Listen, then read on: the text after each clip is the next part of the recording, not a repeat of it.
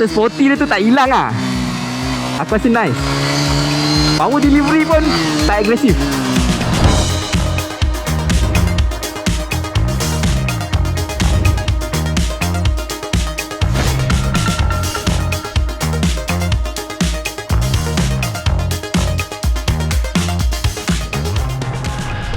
Assalamualaikum, anda sedang menyaksikan Nasi Haris Motovlog. Alhamdulillah kita berjumpa lagi. So hari ni aku dekat event Yamaha. Boleh nampak ada logo Yamaha kat belakang tu. Dan hari ni aku nak tunjuk dengan korang satu motor yang baru launch, iaitu dalam kategori, aku boleh kata macam mampu milik lah. Aku rasa dah ramai gila asyik tanya bila nak masuk. Akhirnya sampai juga. Motor dalam kategori modern retro. Kalau nak kata klasik sangat pun tidak. Dia dengan teknologi yang baru yang aku rasa memang sangat sesuai untuk tahun 2026 ni. So inilah motornya. 2026 Yamaha XSR 155. Yeah.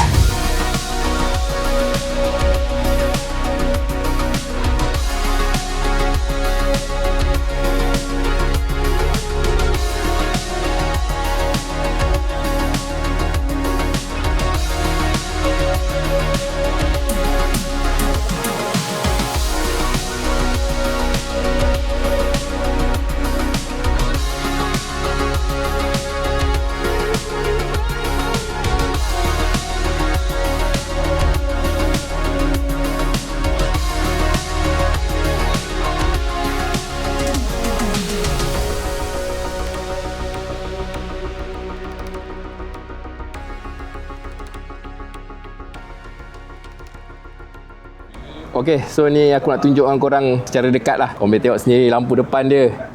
Lampu bulat. Daripada side sini, ini memang kau boleh instantly recognize yang ini model-model XSR yang atas-atas je. Macam yang 700, macam yang XSR 900 pun macam ni lah rupa dia. Kira Yamaha tak buat konsep yang baru. Ini adalah konsep yang dia continue je. Daripada 900cc, kemudian 700cc, dan ini adalah yang paling kecil, iaitu XSR 155. So ni bahagian lagi satu, bahagian yang tak ada exhaust. Dia ada benda-benda macam ni untuk enhance dia punya rupa yang bercirikan retro. Dia punya seat dia pun macam ni. Meter pun bulat. Meter bulat dia ni agak basic. Dan lampu belakang pun bulat. Yang ini bukan LED ni pakai mentol.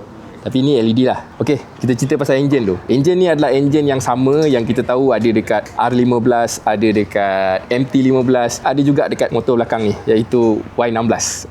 So ini adalah satu enjin yang boleh kata sangat reliable. Kalau dekat negara lain, dia orang ada satu lagi model, iaitu WR155, iaitu motor off-road. Yang itu frame dia semua dah lain. Tapi yang ini tak. Yang ini daripada pemerhatian aku lah, dia masih menggunakan frame yang jenis macam ni, berteknologi twin spar, mana dia memang rasa sporty lah. Sekali lagi aku bawa korang test ride. Ini adalah frame yang sama yang ada dekat R15 juga, dan juga MT15. Okey, enjin ni adalah single cylinder 155cc, single overhead cam, yang mana dia ada teknologi VVA dan dia ada 4 valve. So dari segi bore and stroke, dia adalah 58 untuk bore, dan dia punya stroke adalah 58.7. So boleh kata macam square jugalah. Bila tengok dia punya spek tu, kau akan tahu yang karakter dia memang untuk road, aku rasa just nice. Dia tak terlalu picky, tapi dia juga tak terlalu top end sangat power dia. Enjin ni adalah enjin yang menggunakan liquid cool. Dia bukan air cool. So kat depan ni korang nampak ada radiator. Dari segi power, dia menghasilkan 19 horsepower pada 10,000 RPM dan 14.7 Nm of torque pada 8,500 RPM. Fuel tank ni yang besar ni, dia punya kapasiti adalah 10 liter. Yang ini nampak macam besi kan? Tak, plastik. So ni dia panggil apa? Tank cover lah. Tank cover sebenarnya bagus juga. Macam aku punya Ducati Monster aku dulu tu pun sebenarnya dia pakai cover macam ni, plastik. Ya, sebab dia dapat kurangkan weight. Weight tak tertumpu dekat atas lah. Weight tu dekat bawah. So untuk motor ni, dia punya berat adalah 134 kg. Which is untuk 155 not bad lah. Agak ringan. Okay, dari segi brake, dia depan belakang brake disc, of course lah kan. Ni dah tahun 2026 kot. Kemudian dia ada ABS depan dan belakang. Dan setahu aku lah, sebab kita baru test je kan, tak sempat nak cuba-cuba apa yang ada kat sini. Rasanya memang tak ada feature untuk off dia punya ABS. Boring sikit lah, sebab kalau tidak boleh slide-slide kat sini. Okey, brake belakang dia pakai single piston dan dia juga ada ABS. Tapi aku tak nampak ada feature lain dari segi electronic aids dekat motor ni. Contohnya macam quick shifter, aku rasa tak ada. Memang tak ada. And then TCS pun tak ada. Rasanya lah. Okey, dari segi suspension, ini adalah suspension USD fork yang menampakkan motor ni nampak lebih moden Dia tak nampak klasik sangat. Antara sebab dia adalah fork yang warna gold ni lah. Aku tak tahu dia hampir sama ataupun dia memang exactly sama macam R15. Tapi nampak gaya dia macam sama, cuma cap ni je. Kalau R15 warna biru, yang ini warna silver biasa. Kemudian yang belakang dia pakai mono lah. Dia bukan pakai dual shock. So itu juga menunjukkan yang motor ni adalah modern klasik. Satu dari segi enjin, selain daripada enjin ni menggunakan 6 speed, 6 gear, dia juga ada slipper clutch. So kalau korang yang jenis bawa motor yang agak agresif, nak layan corner ke apa kan, nak drop gear laju-laju, dia ada feature slipper clutch. Okey, aku nak tunjuk korang aku duduk atas motor ni lah. Okey, so korang boleh tengok ni form factor Sebenarnya kalau dari apa yang aku nampak depan mata aku ni, memang nak kata dia kecil sangat pun tidak, tapi dia definitely bukan motor besar lah, tapi tak terlalu kecil. Okey, dia punya seat height kalau dalam spek 810mm. Aku rasa korang jangan takut sangat dengan spek tu. Korang kena try duduk dulu. Macam aku, tinggi aku lebih kurang 175. Aku boleh kata sampai kaki lah, kiri kanan. Itu adalah disebabkan motor ni dia punya suspension dia agak lembut. Bila aku duduk, dia turun. Okay, dari segi handlebar dia jenis yang, kalau nak kata macam handlebar dirt bike pun tak, tapi kalau nak kata macam handlebar dia macam cruiser, macam relax sangat pun tidak. Ini macam proper roadster lah, normal naked bike lah. Dia punya foot pack, pada pendapat aku ini adalah foot pack yang sama kot yang ada dekat MT-15 ataupun R15. So dia agak ke belakang, lebih sporty lah. So kalau korang tertanya motor ni kalau pakai harian okey ke tak, dia punya keselesaan, aku rasa dari segi ergonomik tu aku rasa agak selesa lah. Kata apa, bila kau bawa tu kau tak rasa tunduk sangat lah. Kalau compare R15, MT-15 dengan XSR 155 ni, memang ini yang paling selesa.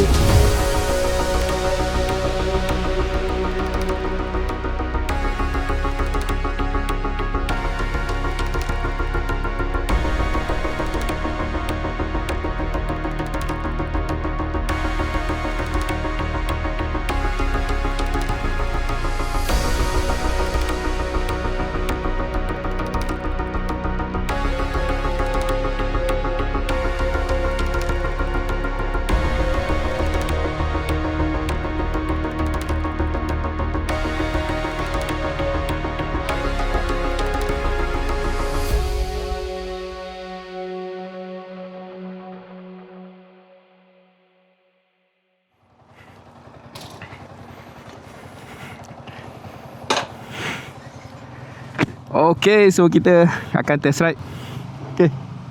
Okey, bismillah.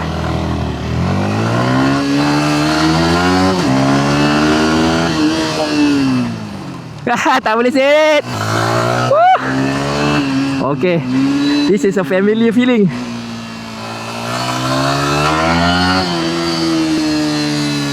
Macam bawa R15.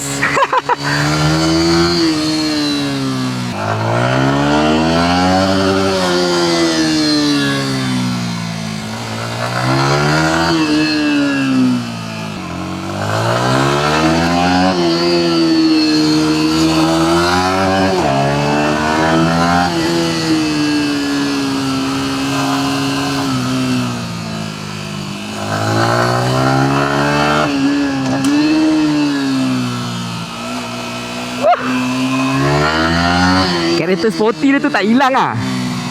Aku rasa nice. Power delivery pun tak agresif.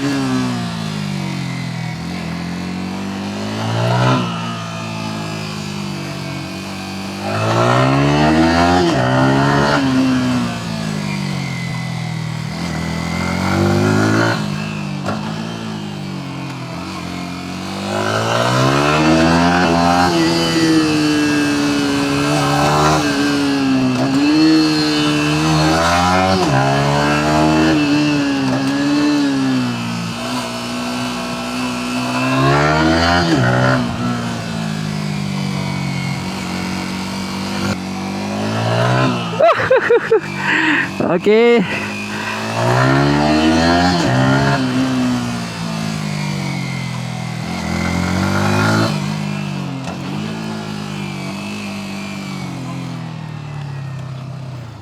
Okey lah, buat rasa-rasa.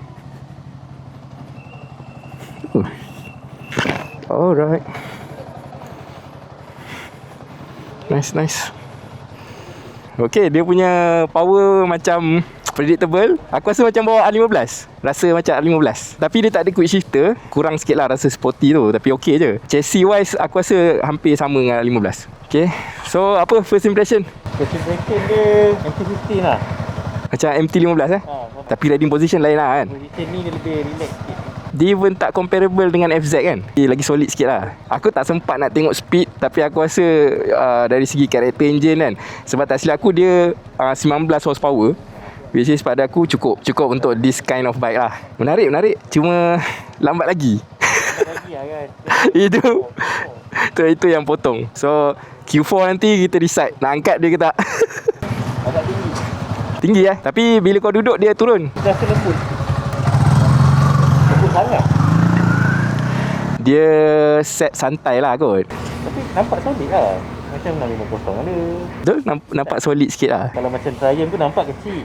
Tapi bila kita bawa gabak gila. Tak rasa kecil. Power dia pun aku rasa best. Dia tak terlalu agresif ataupun macam on off sangat ke kan. Okey. Kita boleh gantung lagi lah. Betul? Macam boleh predictable lah. Okay, aku nak habiskan video ni. First impression, aku rasa motor ni memang aku sangat berminat sebenarnya. Aku memang tunggu dia lama dan akhirnya dia masuk Malaysia, dan spek yang dia bagi ni pun aku rasa bagus lah. Dengan harga iaitu RM12,998. 13,000 lah senang cerita. So aku nak dengar pendapat korang boleh komen kat bawah. Apa yang korang rasa tentang motor ni. Adakah korang akan tunggu? Sebab dia belum masuk sekarang tau. Walaupun dia launch hari ni. Dekat launching tadi dia bagi tahu dekat Q4, mungkin bulan 10 macam tu. So adakah korang akan tunggu? Aku nak dengar pendapat korang. Seperti biasa, jangan lupa like video ni, share dan subscribe. Assalamualaikum.